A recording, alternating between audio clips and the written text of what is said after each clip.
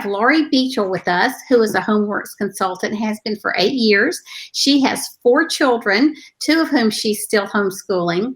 And she also has, not only does she have an undergraduate degree in education, she also has a minor in music and a master's in counseling.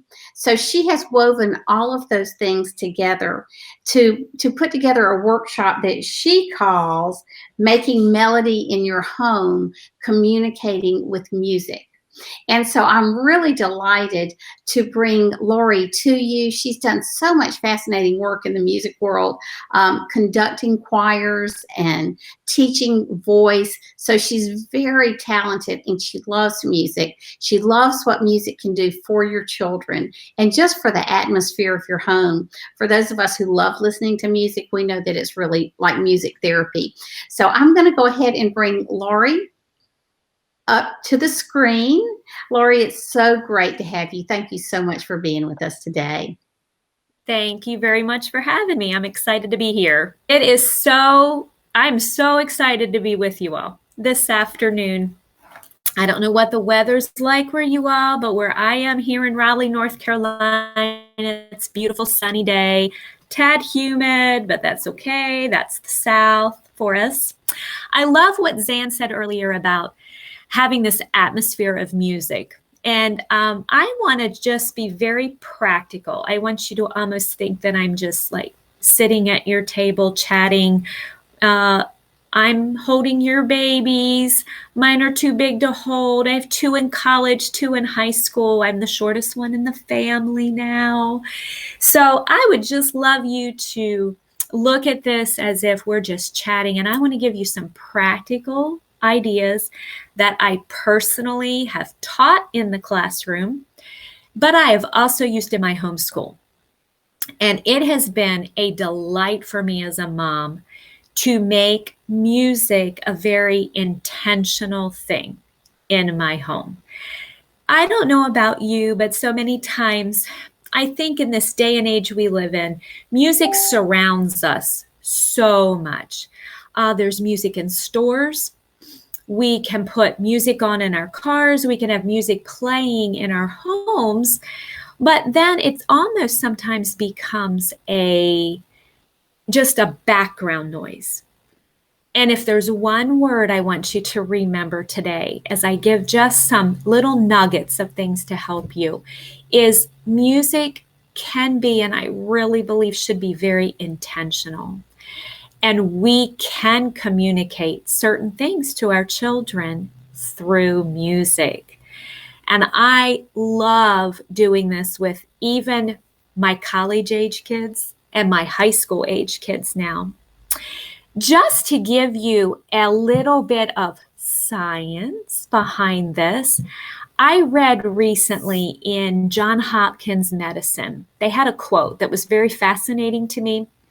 If you want to firm up your body, head to the gym. If you want to exercise your brain, listen to music. Did you know that through MRIs on the brain, when they play music, if they've done MRIs on composers and very, very musical people, certain parts of their brain actually light up on the MRI when music is playing. I found that very fascinating because we all know, and I'm sure we as moms know, we watch our children respond even bodily to music.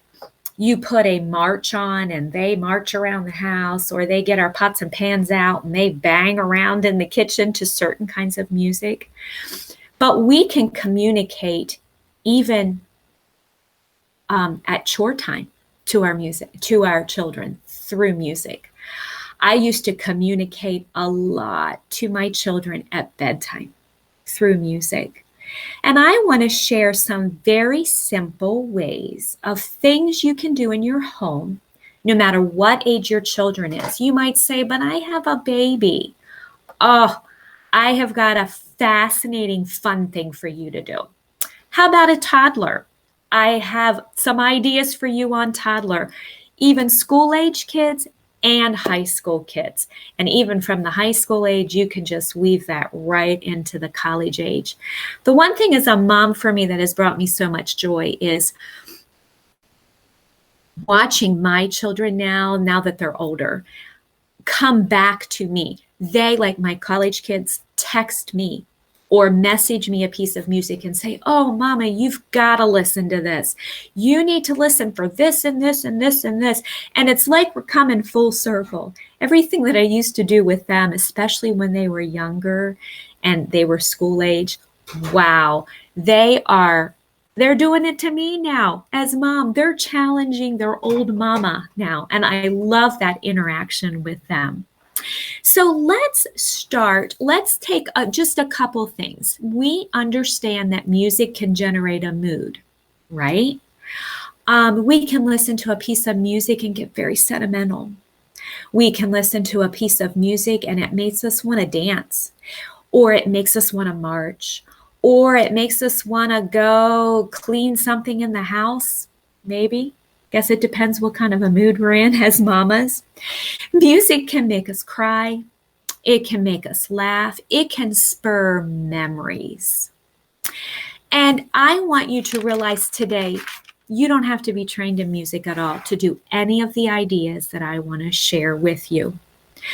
When my children were younger, my daughter, as a baby, I put her in a music class at 6 weeks old. Now you might say, why on earth did you do that? Well, I love music.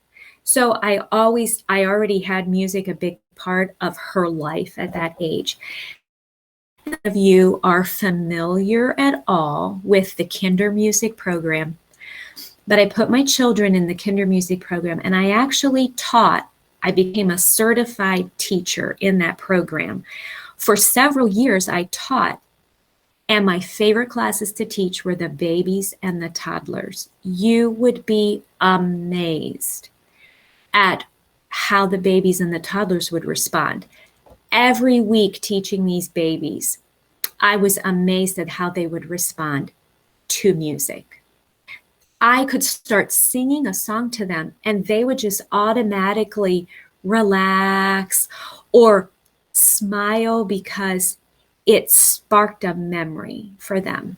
And I love it. I highly recommend. And if I'm correct, we're going to have a link attached to this video that will introduce you to that program. You can go to that link and find some information out about it. But I want to share some things that I used in my home that I learned from that program from teaching it with my babies. Let's take bath time. I loved bath time with my babies. Bath time for me was, first of all, I'm communicating to you that we're getting ready for bed. So we're starting to calm down. So I have my sweet little teddy bear with me today to use as an example. When I would be drying off my baby or even my toddler, and they were laying down in this position, I would take, obviously not a march-like song, because my whole goal is I am communicating calm. I'm communicating peace to them. And I'm starting to, by my touch in drying them with the towel, by my facial expression, by the song that I was singing, and even the volume of how I sang the song, I was communicating, we're starting to end the day and we're going to go to sleep and we're starting to wind down. So I'm going to give you an example of that.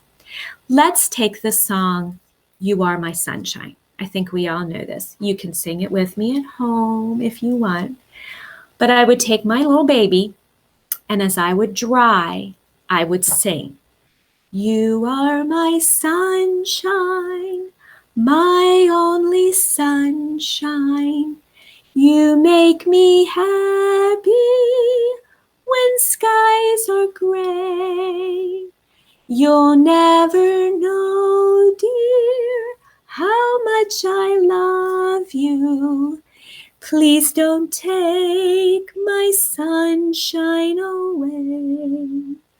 And I would use that song. I just sing it over and over, and I would dry their little backs. And then I'd put lotion on them, and I would sing while I applied lotion. You would be very amazed at even some physical things that happen. Did you know that just the touch on their chest when you're drying and combined with music, you are stimulating the circulatory system? You're stimulating the digestive system. That's probably a whole nother workshop. But there is lots of things that is going on just by touch and by music. And wow, just a baby connecting with the mama's voice is a huge thing. I can communicate so much, and I don't even have to sing it in tune. If you can't sing in tune, please do not shy away from doing this. Your baby doesn't know. They just love to see mama's face. They love to hear mama sing, and you will notice they'll start mimicking you. If you noticed, I would do a lot in the arms and legs. In the mornings, I would communicate a whole different thing to my baby. We're waking up. So while I'm dressing, I would do exercise time with my babies. This is called cross-lateral. It actually is stimulating parts of their brain. But I'm communicating, hey, it's a new day. We're going to have fun today. So I could take the song, the wheels on the bus go round and round, round and round, round and round. And I would sing that. And if you noticed, I'm moving them in rhythm to the music. That is called internalizing rhythm.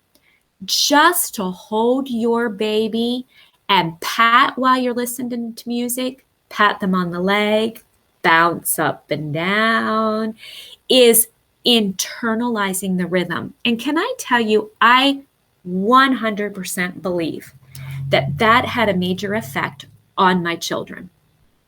My 2 high school students, boys that are still at home, we homeschool, I drive 4 hours round, an hour each way twice a week to take them to a homeschool band and choir. They are the head percussionists in their band. If you know anything about percussion, you have to have good rhythm. And if the percussionist starts going downhill, the whole band kind of starts faltering a little bit. I really believe that besides God giving them this musical ability, a lot of what I did at the baby and the toddler level with internalizing music into them, the touch and feel on their bodies, helped create rhythm with them. And I see such beautiful things. I feel like I'm reaping wonderful things from my boys now by just some little things I did as a homeschool mom when they were little. And I didn't always do it right, but I tried my best. How about with toddlers? One of my very favorite things, learned this when I taught in the kinder music program. But do you ever have trouble with your students? They're your children. They're our students and our children, right? But it's time to clean up their toys after playtime. Who wants to clean up toys? Nobody ever wants to clean up toys. I have a trick for you. Toys away, time to put our toys away. Very easy song. You can make up any chant, you can make up a rhyme, you can make up a rhythm. I sang this song till maybe my kids wanted to scream. But I would walk in the room, start singing the song, and instinctively, they'd start putting their toys away, and they would sing and sing and sing. It was wonderful, and it made cleanup a barrel of fun. They had no clue that they were cleaning and doing a job for mommy. They just thought we're singing and having a great time. I have used that song to my nieces and nephews. I use it when I babysit. It's just such a fun, fun, fun song. So that is another excellent thing to do with toddlers. Now you might say, I have school-age kids. How can I be creative with music with my school-age kids? One thing that I vividly remember as an elementary student myself is my music teacher, which was my mom. She would play music, orchestra music, band music. Really, it was a variety. And she would have us write a story to what we were hearing. Or we would close our eyes and imagine. I was kind of like an only child. My brother was 20. My sister was 17 when I was born. So now that y'all pick yourselves up off the floor, because that was a shock to you, I had to entertain myself all the time. I had a vivid imagination. And you know what, moms? To this day, I listen to music and I can just paint a picture in my head. And I love the fact that my music teacher made us do this in the classroom. Do you realize you can do this at home? Just have music playing. It can be maybe an in-between time between academics. You need a little bit of a break, fun activity, something that they could just even lay down and do. Put on classical music and say, let's paint a picture. They can actually paint. They could write a story. They could act it out. It is so refreshing. It's a fun thing to do to bond with your child. I hope you're seeing that so many examples that I'm giving you is mom and child bonding. Dad can get in on it. The whole family can get on it. And you're not just having fun, but there is a whole lot of creative brain activity and even critical thinking that is going on. And what I love about using music with school-age kids to make them think and create, what happens in our English courses? What happens in our grammar? They start learning to write. This is not going to be as foreign to them because you've kind of introduced writing in a fun way. And now they're a little more familiar with it. I think it's such a fun way to bridge a gap there a little bit with our children. Now you might say, how can I use maybe sacred songs with my school-age kids? I have a tool for you that I am so excited about. This is called Hymns, a study on classic hymns. This is actually volume 2. There is volume 1, and I believe we're going to have a link for you to check this out too. I do the children's choir at our church, and this is something that I do in children's church with my kiddos. I have kindergarten to 6th grade, so it's a wide gap. But this gives the hymn stories behind many of the hymns we sing in church. I believe this is a lost art in our homes today, in our churches, in our children's groups. Our children don't know the old hymns. Our children don't know the meaning behind what they're singing. They sing songs in church and it's just words. I love this tool to share the story behind the hymn so that the story comes alive. When the hymn comes alive, when the song comes alive to you, you're going to communicate it better. When I have my children sing in church, man, we go over the meaning of the song over and over and over because I want it in their heart. What's down in their well is going to come up in their bucket. And I want them to be able to get up and sing in church and they already know what the hymn means and they can communicate it better through their ministry. Moms, this would even be a great tool to use in Bible time, first thing in the morning singing time, family devotion time. It's a great tool. Did you know just to give you a glimpse of this book, to make you want to go look into it. The wonderful old favorite children's song, Jesus Loves the Little Children. Did you know that that tune originated back to the Civil War? That tune was written as a tune that a man used, a composer used, to bring comfort and peace and tranquility to the soldiers. And many years after the war was over, the lyrics got changed to the lyrics that we know today. Jesus loves the little children. I love that. Can you imagine sharing that with your kids and you just see the light bulbs go off? They will sing the song completely different. Talk it out with your children. It is another great way we can communicate. Another wonderful resource for you for school-age kids is Patch the Pirate. Many of you might be familiar with him. They have wonderful children's CDs that teach through song and drama Christian character traits. The gospel is given in a strong way. We listen to this on road trips all the time. And I tell you, when I was in the car alone, even just running to the grocery store with my children, we take a break from homeschool or at the end of the homeschool day, and we'd all run to the store. We would play Patch the Pirate in the car. I was known, my children will tell you, I was known for hitting stop and saying, did you all catch that phrase? Do you know what that meant? Do you know what that phrase meant in the song? It was a great teaching moment. We'd sing together, we'd have fun, we'd laugh together, but I always tried to make a teaching moment. So they were intentionally listening, and that music was not just becoming a background noise for them.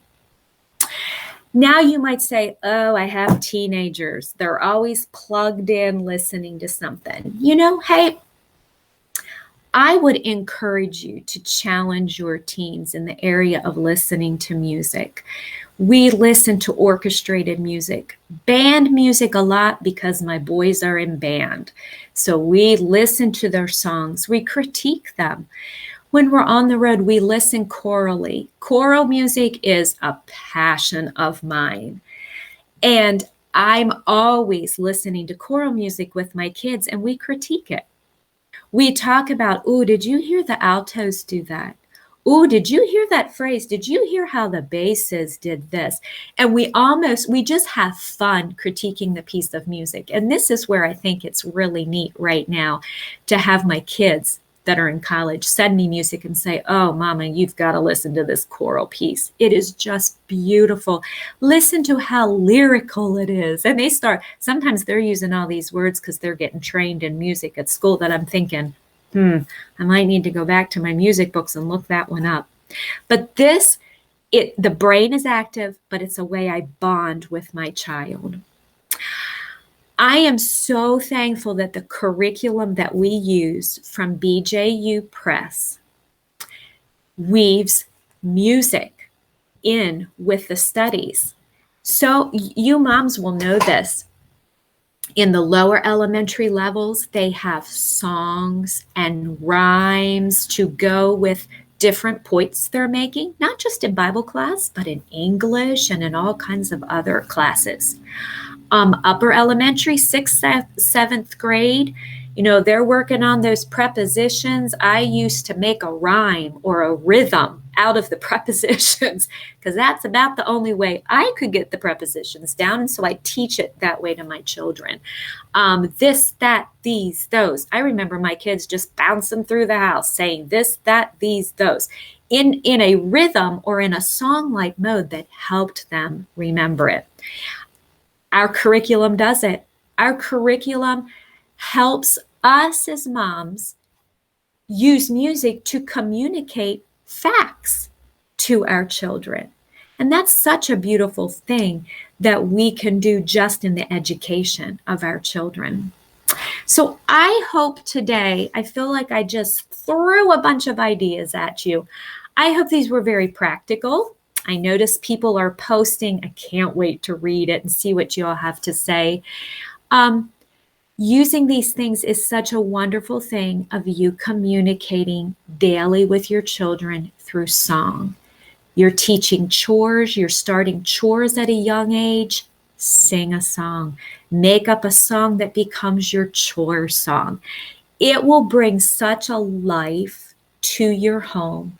I think a musical home can be such a happy home, and your children will grow to love music and appreciate it so much.